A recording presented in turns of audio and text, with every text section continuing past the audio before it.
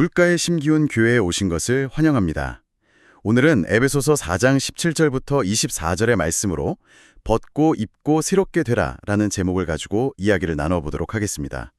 평소에 우리가 일상생활을 하면서 옷이 날개다 이런 말을 참 많이 쓰잖아요. 네, 정말 자주 쓰는 말이죠. 가만히 생각해보면 이 옷이라는 게 단순히 추위를 막거나 몸을 가리는 용도를 훨씬 뛰어넘는 것 같아요. 맞아요. 그 사람이 누구인지, 어떤 신분인지, 또 어떤 책임감을 가지고 있는지를 세상에 보여주는 아주 강력한 메시지니까요. 네네. 당장 저만 해도 주말에 집에서 무릎 나온 트레이닝복을 입고 있을 때랑 중요한 미팅이 있어서 각 잡힌 정장을 딱 빼입었을 때 제 스스로의 태도나 걸음걸이 자체가 완전히 달라지거든요. 그럴 수밖에 없죠. 심리학적으로도 어떤 옷을 입고 있느냐가 사람의 자아인식에 엄청난 영향을 미친다고 하잖아요. 이른바 제복 효과라는 것도 있고요. 아, 제복 효과요? 네, 평범한 사람도 예비군 군복만 입혀놓으면 갑자기 길바닥에 털썩 주저앉게 되고 뭔지 알 것 같아요. 완전 공감됩니다. 반대로 의사가 새하얀 가운을 입는 순간 생명을 다룬다는 그 직업의 무게감과 책임감을 본능적으로 느끼게 되는 것처럼 말이죠. 옷은 곧 그 사람의 정체성을 규정하는 첫 번째 장치라고 할 수 있습니다. 바로 그 지점에서요. 지금 이 이야기를 듣고 계신 당신에게 아주 흥미로운 하지만 약간은 귀괴한 상상 하나를 제안해보고 싶습니다. 기괴한 상상이요? 네, 머릿속으로 한번 생생하게 그려보세요. 어느 한 나라에 왕자가 있습니다. 왕의 아들이니까 당연히 엄청나게 화려하고 기품 있는 막 다이아몬드가 박힌 예복을 입고 있겠죠. 네, 아주 멋진 옷이겠네요. 그런데 이 왕자가 사실은 과거에 오랫동안 거지로 살았던 거예요. 문제는 그 시절의 습관을 도무지 버리지 못했다는 겁니다. 아, 그래서 그 비싸고 화려한 예복을 땅바닥에 질질 끌면서 여전히 뒷골목을 어슬렁거리며 냄새나는 쓰레기통을 뒤지고 있다면 어떨까요? 당신이 만약 이 장면을 우연히 길에서 목격한다면 속으로 무슨 생각을 하시겠습니까? 글쎄요. 아마 처음에는 실성한 사람인가 싶어서 혀를 끌끌 차겠죠. 그런데 가만히 들여다보면 이건 단순히 옷이 상황에 안 맞네 정도의 해프닝이 아닙니다. 그럼 어떤 상태인 걸까요? 자신의 진짜 신분이 무엇인지, 자기가 지금 얼마나 존귀한 존재가 되었는지를 완전히 망각해버린 아주 깊고 비극적인 영적 침해 상태를 보여주는 거거든요.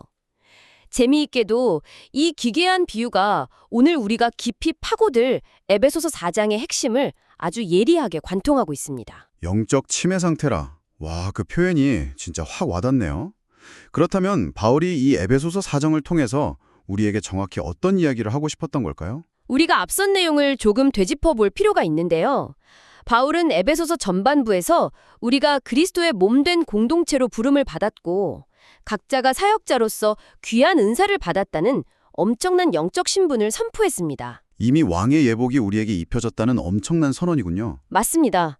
그런데 이제 17절로 넘어오면서 바울은 우리를 저 구름 위의 낭만적인 영적 세계에서 끌어내려 구체적인 삶의 현장으로 안내합니다. 땀 냄새나는 매일매일의 현실 한복판에 세워두는 거네요. 정확합니다. 그러면서 묻는 겁니다. 당신은 진짜 그 옷에 걸맞게 살고 있습니까? 하고 말이죠. 오늘 우리는 과연 당장 벗어 던져야 할 그 쓰레기통을 뒤지는 듯한 옛 모습이 무엇이고 매일 아침 새롭게 갈아입어야 할 진짜 우리의 새 옷이 무엇인지 탐구해 볼 겁니다. 좋습니다. 벌써부터 마음의 준비를 단단히 해야 할 것 같은 느낌이 드는데요. 그럼 본론으로 바로 들어가 보죠. 17절을 보니까 바울이 아주 단호한 어조로 경고를 시작합니다. 이제부터 너희는 이방인이 그 마음에 허망한 것으로 행함같이 행하지 말라. 네, 아주 중요한 구절이죠. 여기서 제 시선을 탁 잡아끈 단어가 바로 마음의 허망함이에요. 허망하다. 보통 우리가 인생 참 허망하다 할 때 쓰는 약간 우울하고 헛헛한 감정을 말하는 건가요? 우리가 흔히 느끼는 감정적인 공허함도 포함되겠지만 헬라어 원어인 마타이오테스가 품고 있는 뉘앙스는 훨씬 더 깊고 날카롭습니다. 마타이오테스요. 구체적으로 어떤 뜻인가요? 이 단어는 단순히 기분이 헛되다는 뜻을 넘어서서 목적지가 애초에 없음, 그리고 겉은 번지르르한데 속은 텅 비어있음을 의미하거든요. 목적지가 없다. 그러니까 마치 헬스장에 있는 러닝머신 위를 뛰는 것과 비슷하네요. 오, 러닝머신이요. 네, 땀을 뻘뻘 흘리면서 시속 10km로 엄청나게 열심히 달리는데 1시간을 뛰어도 결국 제자리잖아요. 어디로 향해 가는 게 아니라 그냥 에너지만 소모하고 끝나는 거. 참 적절한 비유네요. 바로 그겁니다. 하나님이 없는 인생, 진정한 목적 좌표가 상실된 인생을 그보다 더 정확하게 표현할 수 있을까요? 겉보기에는 세상에서 제일 바쁘게 살고 통장 잔고도 막 늘어가고 소셜미디어에는 화려한 파티나 여행 사진이 가득할 수 있잖아요. 무언가를 향해 맹렬히 달려가는 것 같죠? 하지만 인생의 마지막에 도달했을 때 닿을 진짜 목적지가 없고 그 화려한 포장지를 뜯어보면 속은 텅 빈 공허함 뿐이라는 걸 바울은 마타이오테스라는 한 단어로 꿰뚫어 본 겁니다. 와, 뼈를 때리는 통찰이네요. 그리고 이어지는 18절부터는 대체 왜 인간이 이런 허망함의 늪에 빠지게 되는지, 마치 뛰어난 의사가 치명적인 병의 원인을 역추적하듯이 영적 타락의 4단계 과정을 아주 치밀하게 진단해 나갑니다. 마음에서 시작해 지성, 관계, 그리고 행동으로 이어지는 무서운 연쇄 반응이죠. 자, 지금 이 순간 당신의 삶은 어떤지 이 4단계의 과정에 거울을 보듯 스스로를 한번 비추어 보시면 좋겠습니다. 어쩌면 나도 모르게 이 연쇄 반응의 어느 한가운데를 지나고 있을지도 모르니까요. 전문가님, 모든 비극의 출발점이 되는 첫 번째 단계는 무엇인가요? 첫 번째 단계는 바로 마음의 굳어짐입니다. 바울이 사랑한 굳어짐이라는 단어는 헬라어로 포로시스인데요. 이게 참 소름 돋는 단어입니다. 원래 의학 용어거든요. 의학 용어요? 네, 뼈 부러진 곳에 단단한 진액이 나와서 굳은 쌀이 바뀌거나 혹은 부드러워야 할 장기들이 딱딱하게 돌처럼 굳어버리는 석회화 현상을 뜻합니다. 가만, 마음이 뼈처럼 굳어버린다. 이 말씀을 들으니까 제가 예전에 기타를 처음 배울 때 손가락 끝에 생겼던 두꺼운 굳은 살이 생각나네요. 아, 기타줄 잡을 때 생기는 굳은 쌀이요? 네네. 처음 기타줄을 잡았을 때는 진짜 눈물이 핑 돌 정도로 손끝이 찢어질 듯이 아팠거든요. 그런데 계속 치다 보니까 굳은 살이 생겼고 나중에는 거기를 손톱으로 꼬집고 심지어 바늘로 찔러도 피 한 방울 안 나고 통증도 전혀 못 느끼게 되더라고요. 처음에는 마음이 찔립니다. 아파요. 아, 내가 이러면 안 되는데 하고 죄책감을 느끼죠. 맞아요. 예를 들어 직장에서 내 이익을 위해 아주 작은 거짓말을 하나 했다고 쳐보죠. 첫날은 퇴근길에 마음이 무거워서 밥도 잘 안 넘어갑니다. 그런데 딱 이번 한 번만이야 하고 넘기고 다음번에 비슷한 상황에서 또 거짓말을 하고 이 고집이 계속 반복되는 거군요. 네, 그렇게 반복되다 보면 어떻게 될까요? 우리 영혼의 표면에 굳은 살이 박이기 시작합니다. 나중에는 엄청난 회개 부정을 저지르고도 양심의 바늘끝만한 통증도 느끼지 못하는 딱딱한 마음이 되어버리는 거죠. 정말 일상에서 너무 쉽게 일어날 수 있는 일이라 더 무섭게 다가옵니다.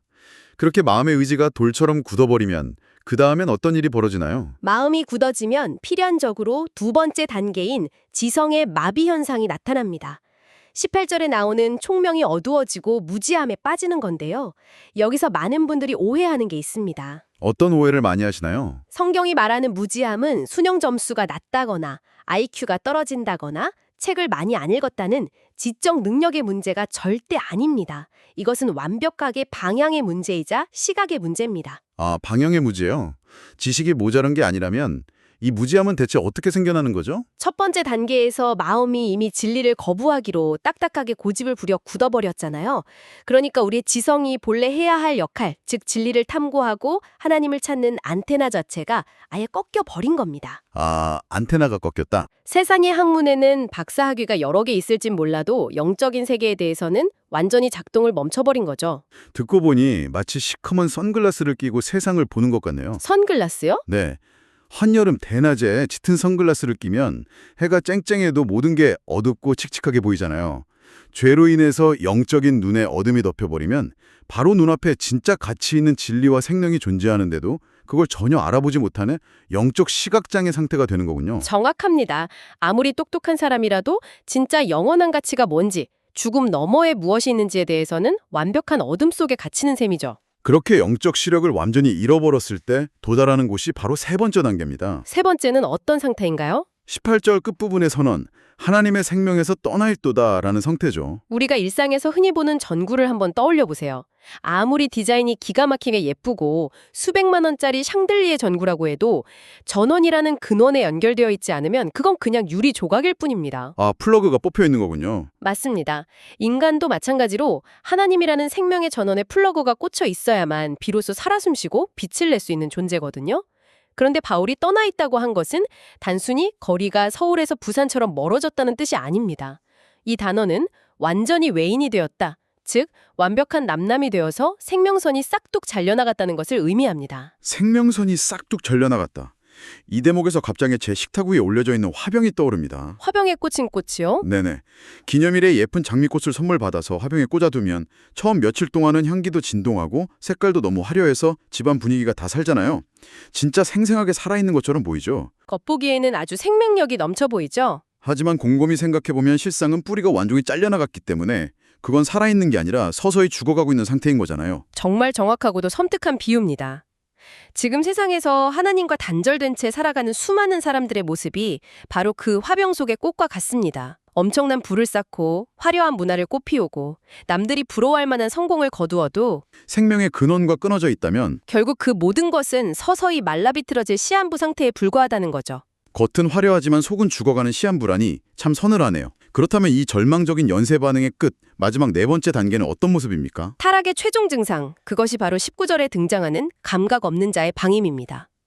이 감각 없는 자라는 표현의 헬라어가 아팔케코테스인데요. 아팔케코테스, 무슨 뜻이죠? 문자 그대로 해석하면 고통을 느끼는 능력을 완전히 상실했다는 뜻입니다.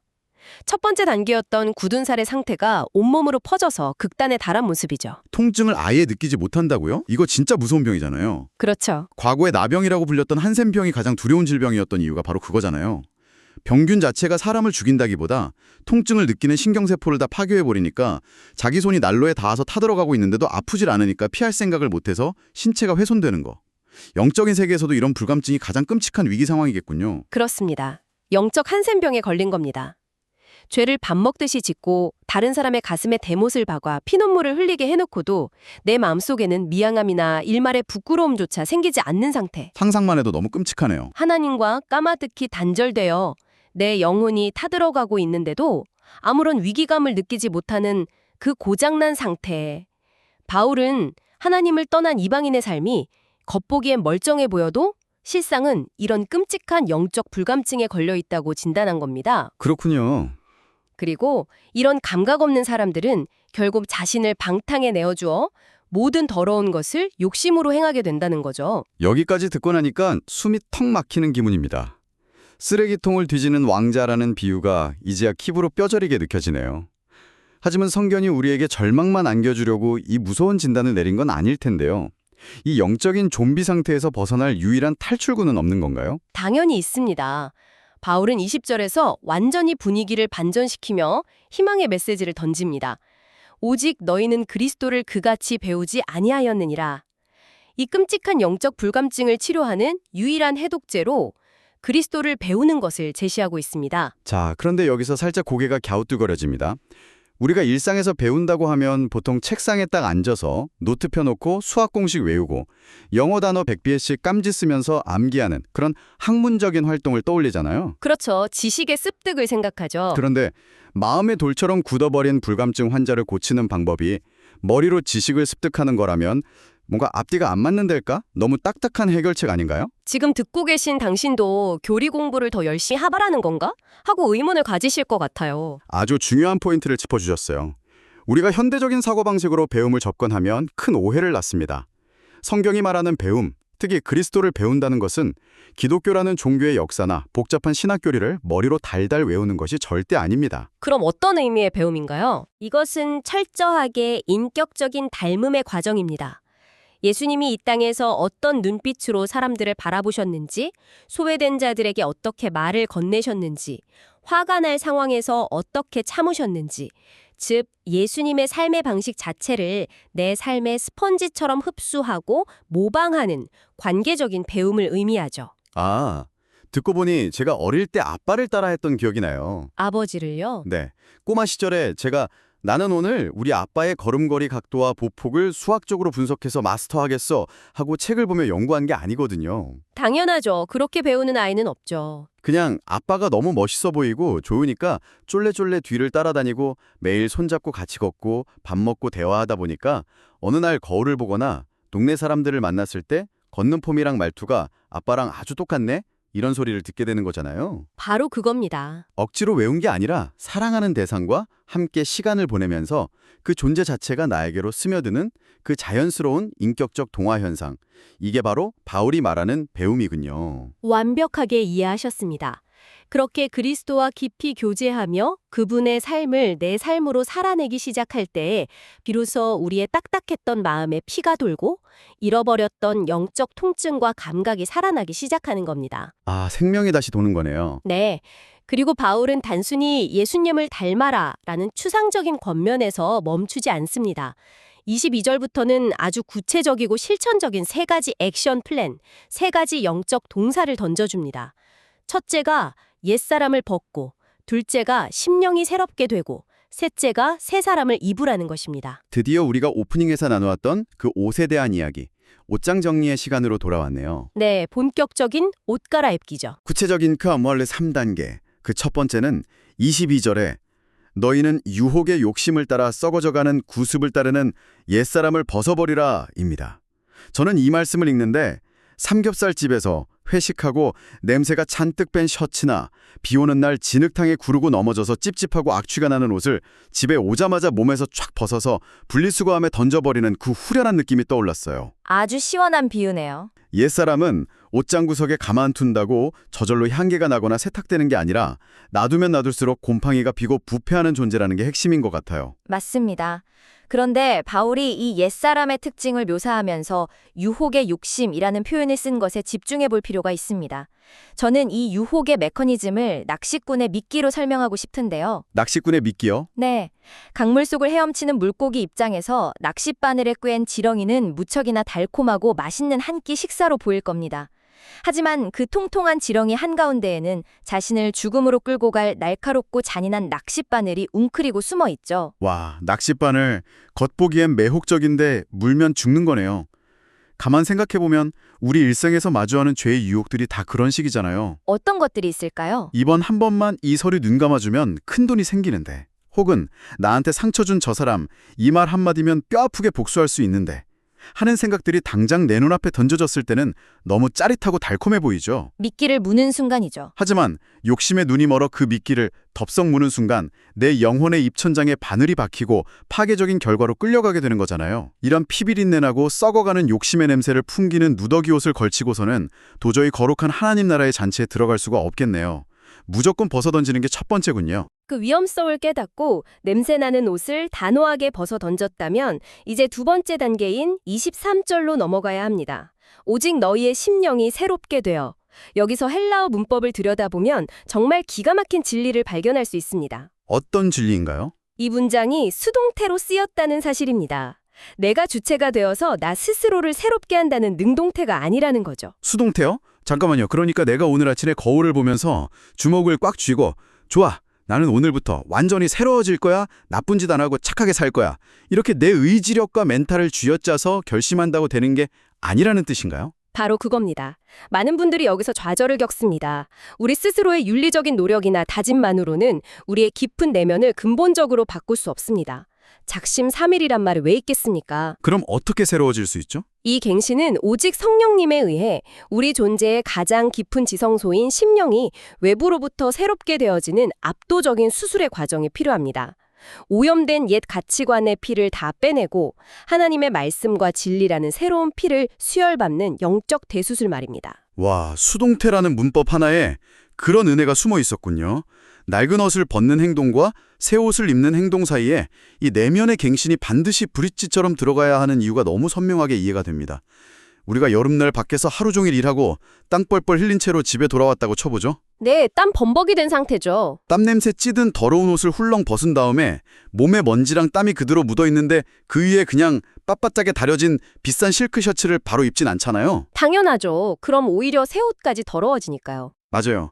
반드시 화장실에 들어가서 시원하게 물을 틀어놓고 머리부터 발끝까지 샤워를 해서 묵은 때를 싹 씻어내는 과정이 필요하잖아요. 네, 그 샤워의 과정이 필수적이죠. 성령님께서 우리의 완고했던 생각의 뿌리와 영혼을 진리의 말씀으로 샤워시키듯 깨끗하게 갱신해 주시는 과정. 내 힘이 아니라 하나님이 시켜주시는 그 수동태의 은혜가 바로 23절이 말하는 심령이 새롭게 되어의 의미군요. 완벽한 적용입니다. 그렇게 성령의 샤워를 통해 내면이 맑게 갱신되었다면 드디어 마지막 세 번째 단계, 하이라이트인 24절로 나아갈 준비가 된 겁니다. 드디어 새 옷을 입는 거군요. 네, 하나님을 따라 의와 진리의 거룩함으로 지으심을 받는 새 사람을 입으라.